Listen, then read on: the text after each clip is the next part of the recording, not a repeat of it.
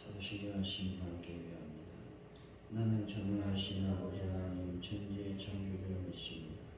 나는 그의 유일하신 아들 우리 주 예수 그리스도를 믿습니다. 그는 성령을 데려 동정녀 마리아에게서 나시고 본디오 빌라에게 고난을 받아 십자가에 못 박혀 죽으시고 장사된 지 사흘 만에 죽은 자 가운데서 다시 살아나셨으며 하늘에 오르시어 전능하신 아버지 하나님 우편에 앉아 계시다가 거기로부터 살아있는 자와 죽은 자를 심판하러 오십니다.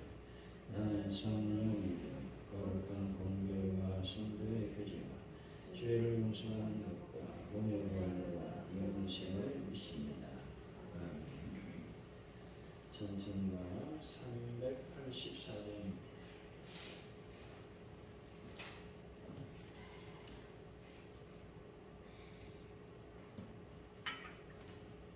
384장 나의 갈 길 나가도 예수의 노하시니 내 주 안에 있는 별 어찌 의심하리요 믿음으로 사는 자는 하늘 위로 갔겠네. 무슨 일을 만나든지 만사형통하리라. 무슨 일을 만나든지 만사형통하리라. 나의 갈 길 나가도록 예수 인도하시니 어려운 일 당한 때도 족하는 애 주시네. 나는 심히 고단하고 영원 매우 가난하. 나의 앞에 반석에서 샘물나게 하시네. 나의 앞에 반석에서 샘물나게 하시네. 나의 갈 길 나가도록 예수 인도하시니 그의 사랑 어찌 큰지 말로 할 수 없도다. 성령 감화 받은 영혼 하늘 날아갈 때에 영영 부를 나의 찬송 예수 인도하셨네. 영영 부를 나의 찬송 예수 인도하셨네.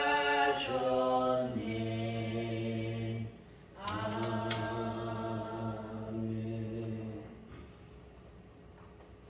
하나님 아버지, 저들의 어리석은 판단과 선택에도 저를 향한 선하신 뜻을 끝까지 이루어 가시는 하나님의 은혜를 찬양합니다. 우연처럼 보이는 것도 실제로는 보이지 않는 하나님의 손길이 역사했음을 깨닫게 하여 주옵소서. 완벽하신 하나님의 섭리를 따라 겸손하고 민첩하게 움직일 수 있도록 인도하여 주옵소서. 하나님 아버지, 저희들 하루하루를 살아갈 때에 나 자신을 버리게 하시고 오직 주님의 뜻과 음성을 따라 하루를 살 수 있도록 인도하여 주시길 원합니다.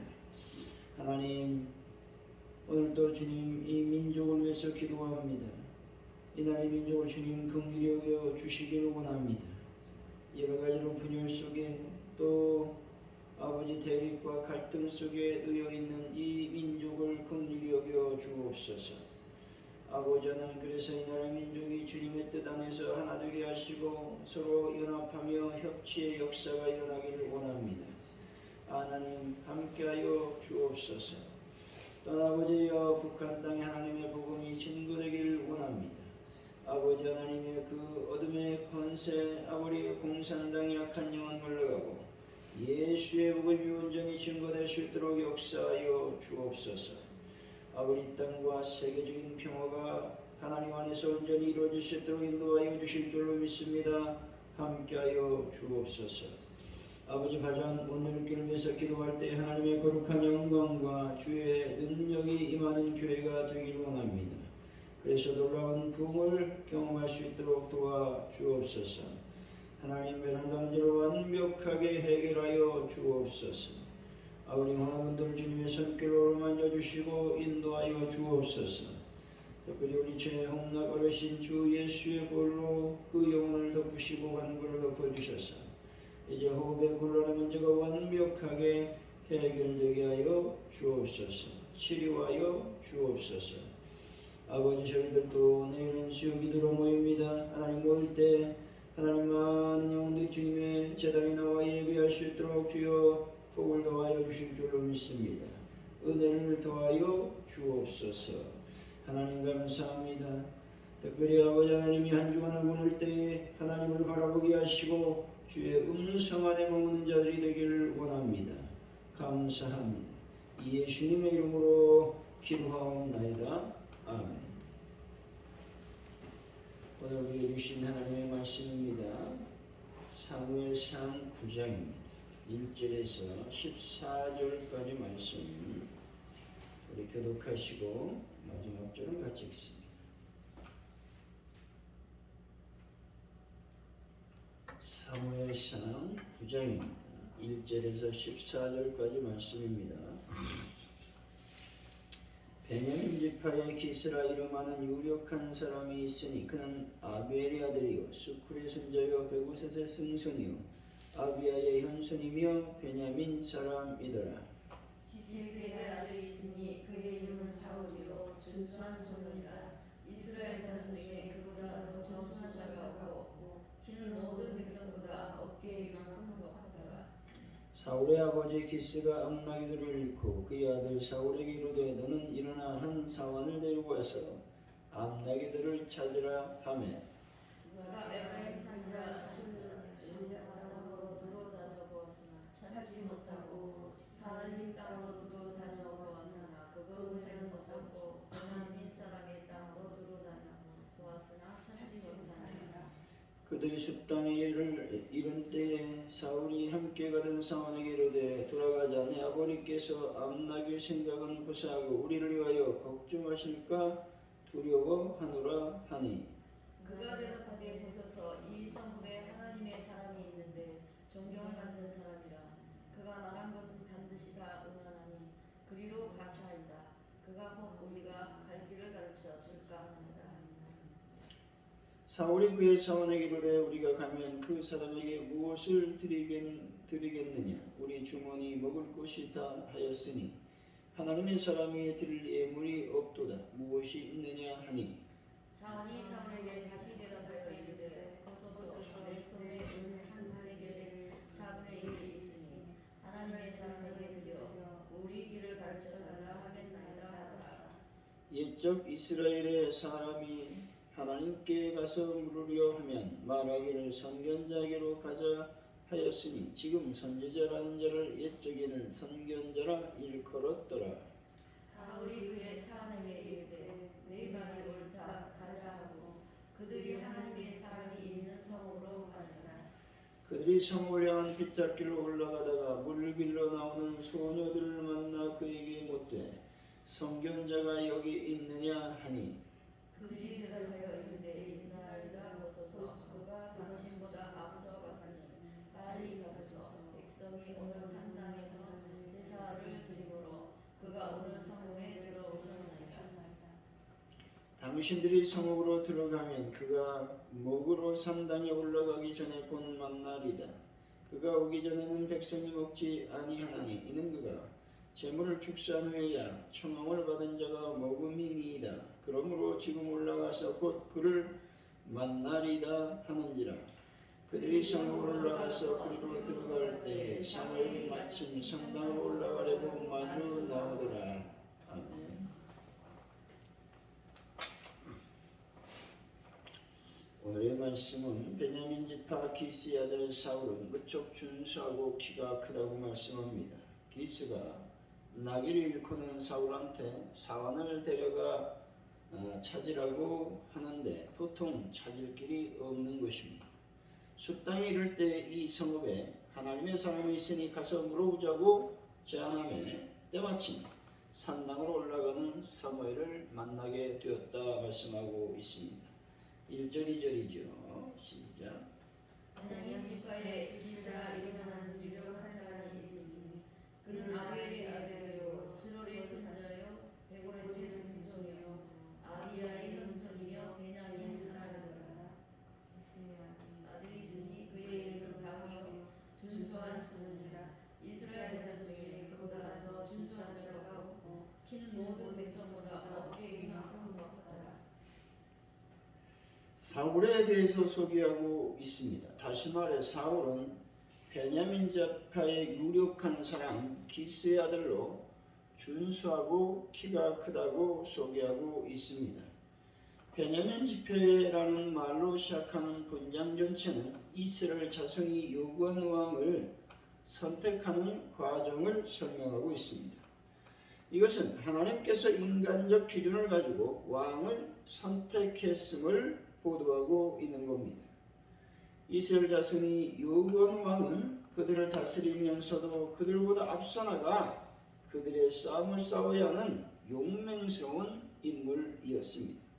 따라서 하나님께서도 그들의 요구에 충족할 만한 인물을 찾고 계심을 강조하고 있는 것이죠. 왜냐하면 이스라엘 12지파 가운데서도 베냐민 지파는 가장 용맹스러운 지파로 청평이나 있었기 때문에 그렇습니다. 그들은 일찍이 11지파가 되는 이스라엘 총회와 맞서 싸운 적이 있는 지파였습니다. 그리고 하나님은 그 용맹한 베냐민 지파 가운데서도 준수한 소년을 선택했습니다. 이 소년이라고 하는 말을 원어로 살펴보면 용사라고 해석해 볼 수 있습니다. 다시 말해서 하나님께서는 이스라엘에서 가장 용맹스러운 지파 가운데서도 특별히 용사의 가문을 선택하셨던 것입니다. 3절이죠. 시작. 사울의 아버지 기스가 암나기를 잃고 그의 아들 사울에게 이르되 너는 일어나 한 사무엘로 가서 암나기를 찾으라 하매. 베냐민 지파에 속한 기스의 가정에서 소중히 여기던 암나기를 잃어버리는 사건이 벌어졌습니다. 당시 이스라엘 사회에서 나귀는 부유한 가정의 사람들이 자신의 위험을 다른 사람에게 과시하기 위해 즐겨 타던 짐승이었습니다. 이렇게 소중한 나귀를 어떻게 잃어버렸는지는 알 수가 없습니다. 하지만 나중에 벌어진 사건들을 통해서 볼 때 그것 또한 하나님의 섭리였음을 알 수 있습니다. 여기서 우리가 소중히 여기던 것들을 잃거나 자신이 귀하다고 생각하는 일들에 어떤 뜻하지 않는 사건이 벌어질 때, 즉 일어날 때는 낙심하거나 좌절해서는 안 된다는 사실을 깨닫게 되는 겁니다. 왜냐하면 거기에는 하나님께서 자신을 위한 어떤 계획이 내포되어 있는지 아무도 모르기 때문에 그렇습니다. 4절에서 6절이죠. 시작. 그가 에브라임 산지와 사실상 땅으로 다녀보았으나 찾지 못하고 사lim 땅으로 다녀보았으나 그곳에는 없었고 베냐민 사람의 땅으로 다녀보았으나 찾지 못하느냐. 그들이 숲땅에 이를 때 사울이 함께 가던 사람에게 이르되 돌아가자. 내 아버지께서 암나기 생각하고서 우리를 위하여 걱정하실까 두려워하노라. 그가 대답하되 보소서 이 성읍에 하나님의 사람이 있는데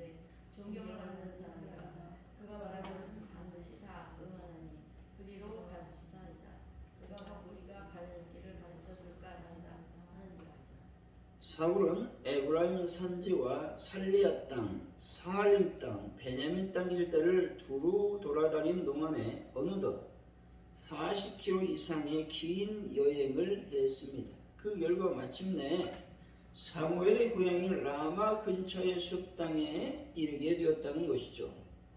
이 사실은 초기의 사울의 남다른 효성과 성실성을 보여주고 있는 겁니다. 사울은 짐승을 걱정하는 것이 아니라 아버지께서 자신들을 걱정하실까 두려워한다고 말하고 있습니다. 그런데 이런 좋은 면도 궁극적으로 하나님을 믿고 신뢰하는 신앙 인격에 뿌리를 두지 못한다면 한 인간의 비극적 운명을 막는데 아무런 역할도 하지 못한다는 사실입니다. 사울의 상황은 사무엘은 하나님의 사랑으로 믿고 있었습니다. 사무엘이 말한 것은 반드시 하나도 땅에 떨어지지 않고 실제로 백성에게 임했음을 말씀하고 있는 겁니다. 본절에서 알 수 있는 것은 당시 이스라엘 백성들이 일상생활에 관한 재반 문제까지도 사무엘에게 문의하고 있었음을 알 수가 있는 것이죠. 7절입니다. 시작. 사울이 그 사람에게 이르되 우리가 가면 그 사람에게 무엇을 드리겠느냐? 우리 주머니에 먹을 것이 다 하였으니 하나님의 사람에게 드릴 예물이 없도다. 무엇이 있느냐 하니. 사울은 하나님의 사람을 방문하게 되더라도 그에게 드릴 예물이 없음을 걱정하고 있습니다. 당시 고대 사회에서는 선지자를 찾아 묻는 일에는 예물을 갖추는 것이 예의였다는 겁니다. 그러므로 예의는 항상 격에 맞고 적절해야 된다는 겁니다. 예기라고 하는 책에서 보면 삼가고 조심해도 예의에 맞지 않으면 촌스럽다라는 말을 하고 있습니다. 사울이 생각하는 것은 사회 통념상 하나님의 사람에 대한 결코 지나치지 않으면서도 부족하지 않는 예의를 차리고자 했던 것입니다. 예물이 있어야만 선지자를 찾아갈 수 있는 것은 아닙니다. 그러므로 신앙과 예절은 서로 상반된 것이 아니라는 겁니다. 이런 생각을 갖고 있다면 여러분 버려야 됩니다. 예절을 지키지 못하고 신앙생활을 할 수 없다라는 말을 하고 있는 것이죠. 따라서 신앙생활이든지 또 일상생활에서든지 일정한 예의를 지킴으로써 상대방을 존중하는 성도님들이 다 되시기를 바랍니다. 8절에서 9절이죠. 시작. 사울이 사울에게 다시 대답하여 이르되 보소서 내 손에 한 세겔의 사슬이 있으니 하나님의 사람에게 드려 우리 길을 가르쳐달라 하나이다 하더라. 옛적 이스라엘 사람이 하나님에게 가서 물으려면 말하기를 선견자에게로 가자 하였으니 지금 선지자라 하는 자를 옛적에서 선견자라 일컬었더라. 이것은 선지자에게 반드시 예물을 바쳐야만 그에게 물어볼 수 있다는 뜻은 아니라는 말이죠. 사화는 다만 그 당시의 풍습에 합당한 기본적 예의를 갖춘 후에 선지자에게 물어보겠다고 말한 것입니다. 옛적 이스라엘이라고 하는 말은 사무엘이 활동하던 당시를 이처럼 오래전의 일로 봄으로써 사무엘서가 활동했던 얼마 후에 성경으로 기록되었음을 말씀하고 있는 것입니다. 10절이죠. 시작. 사울이 그의 사울에게 이르되 네 말이 옳다 가자 하고 그들이 하나님의 사람이 사는 성으로 가니라. 사울의 말을 들은 사울은 그의 말이 옳다고 인정하고 하나님의 사람이 있는 성으로 그들의 발걸음을 옮겼습니다.